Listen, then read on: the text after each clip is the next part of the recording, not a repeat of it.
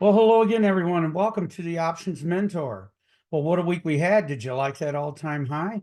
And there we were with that. What a move the other day, 100 points in the SPX. But there's a problem in the market. You can read about it a lot of places. The internals are looking very bad. There's no breadth to the market. There's anywhere from 4 to 7 stocks dragging along the whole SPX. And that's not going to work out long term. A lot of negativity you can read in the press. Of course, you always get the people who are always high and bulls and just pump, pump, pump.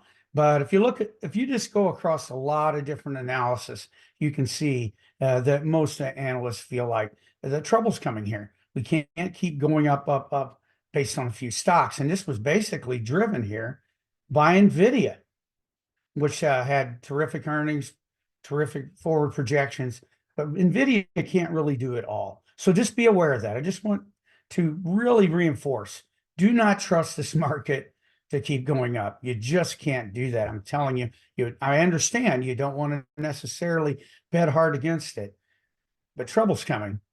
This doesn't work with this few stocks going up. Anyway, let me share my screen. I'm going to do something different this week. And that is, I'm going to look at an individual stock, in this case, Apple. I don't normally do trades in individual stocks, non-directional trades, but I was looking at Apple.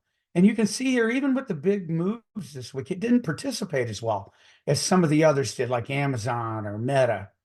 So I think that Apple, even though its volatility is not really out of whack, it's about mid-range, doesn't seem to be able to get out of its own way here.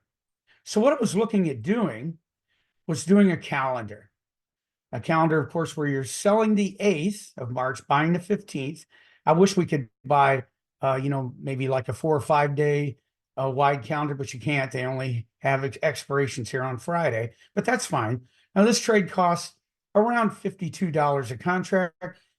And if you model or paper trade or whatever, doing these 10 times, and I do encourage you to paper trade, just follow along. This is educational. This isn't a trade recommendation. This is an idea for you to be able to watch and see how options work.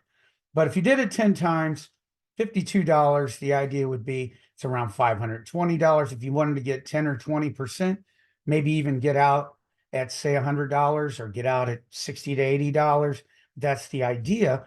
And if we look here just based on time decay, I'm going to move this forward.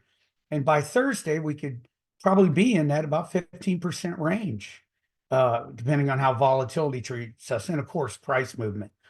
But that's my idea for this week. I think it's an interesting one to follow along with. Put this down on paper, see what you think of it. Maybe it's something in the future when you're ready for it. You could put this type of trading in your arsenal.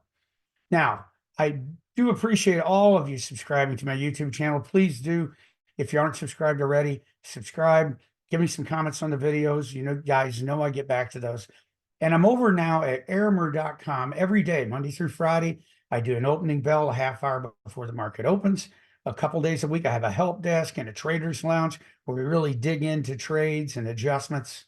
And of course, I still do one-on-one mentoring. All that information, if you want to join us at Aramer or you want to contact me for one-on-one mentoring, it's all in the description. I look forward to hearing from you. I'm getting a lot of people over at Aramer. It's going well. And I'd like to see all of you folks get over there and participate. But I'll be back here on the YouTube channel next week. So have a great week of trading. Let's hope we don't get too many 100-point days here in the SPX. Have a good one. Bye-bye.